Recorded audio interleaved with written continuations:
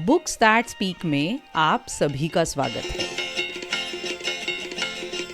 हमारी अनुराधा इस बार खूब बिहू नाचना चाहती है और मौज मस्ती करना चाहती है, लेकिन आंधी और वर्षा तो थमने का नाम ही नहीं ले रहे। ऐसे में क्या वो घर में ही बैठने के लिए विवश हो जाएगी? यानी क्या उसे घर में ही बैठे रहना पड़ेगा? सुनते हैं इस कहानी में। बादल छट गए।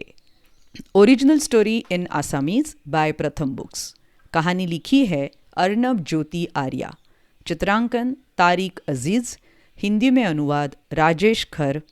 कहानी का वाचन आसावरी दोषी। इस कहानी के लिए आभार स्टोरी वीवर।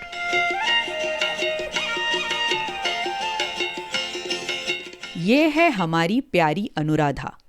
जानते हैं हमारी अनुराधा इस बार बिहू में खूब मौज मस्ती करेगी। बिहू तो अब आया ही समझिए। वो तो अपने आप को रोक ही नहीं पा रही है, ठीक इस मौसम की तरह।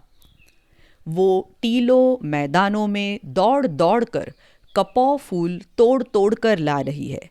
इन्हें मैं अपने जूड़े में लगाऊंगी। उसने बरहम ठुरी के पत्तों से होठ रंगे। वो सामने वाली रीमा चाची के यहाँ से पाट यानी रेशम के कपड़े मांग कर लाई और सुमन दीदी से कलाई के लिए गामखारू और गले के लिए गलपता जैसे गहने लाई। गिर गिर खिट उधर ढोल की थाप बज उठी। थाप सुनकर तो हमारी अनुराधा रुक ही नहीं पाई। वो तुरंत ही बाहर की ओर भागी। किंतु ये क्या, आंधी और जोरों की वर्षा! ये तो थमने का नाम ही नहीं ले रही है।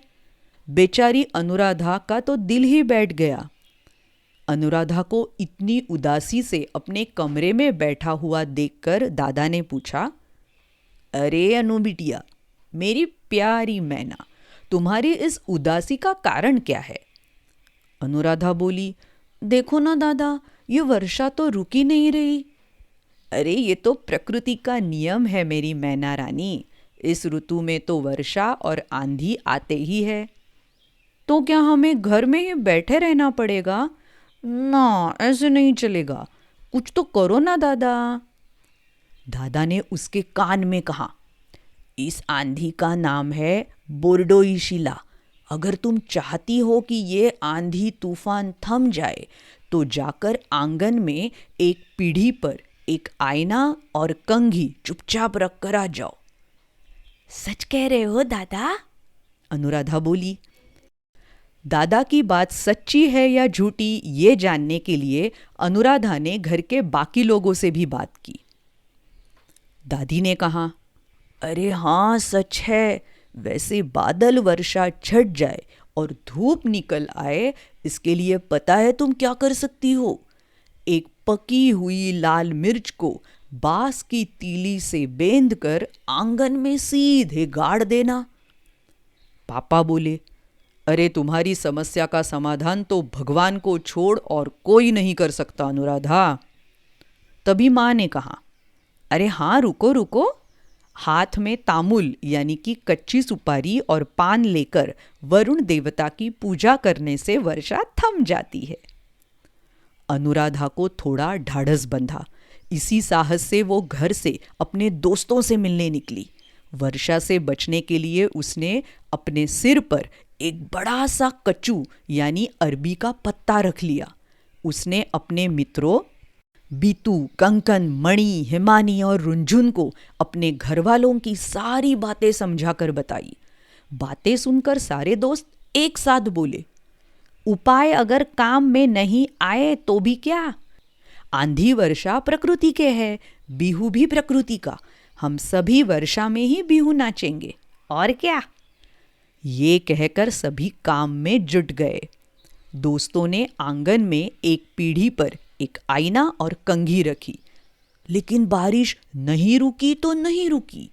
उन्होंने एक बांस की तीली से पकी हुई लाल मिर्च को बींध कर आंगन में सीधे गाड़ दिया, पर वर्षा जरा भी कम न हुई। सबने तामुल और पान लेकर वरुण देवता की पूजा की। वर्षा कम न हुई। हताश होकर अनुराधा आंगन में ही बैठ गई।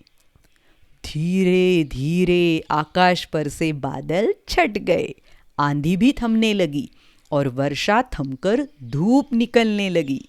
अनुराधा के चेहरे पर हंसी खिल उठी। वो उठी और बिहू नर्तकी की तरह तैयार हुई। फिर वही उसी पीढ़ी वाले आंगन में उसने दोस्तों के साथ पेपा और ढोल जैसे वाद्यों के संगीत में झूम झूम कर बिहू नृत्य किया।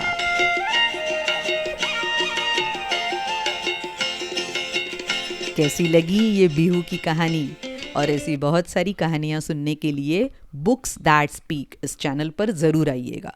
यूट्यूब पर, अलग अलग पॉडकास्टिंग चैनल्स पर, Instagram ID books that speak. मिलते हैं अगली प्रस्तुति में। बाय बाय, धन्यवाद।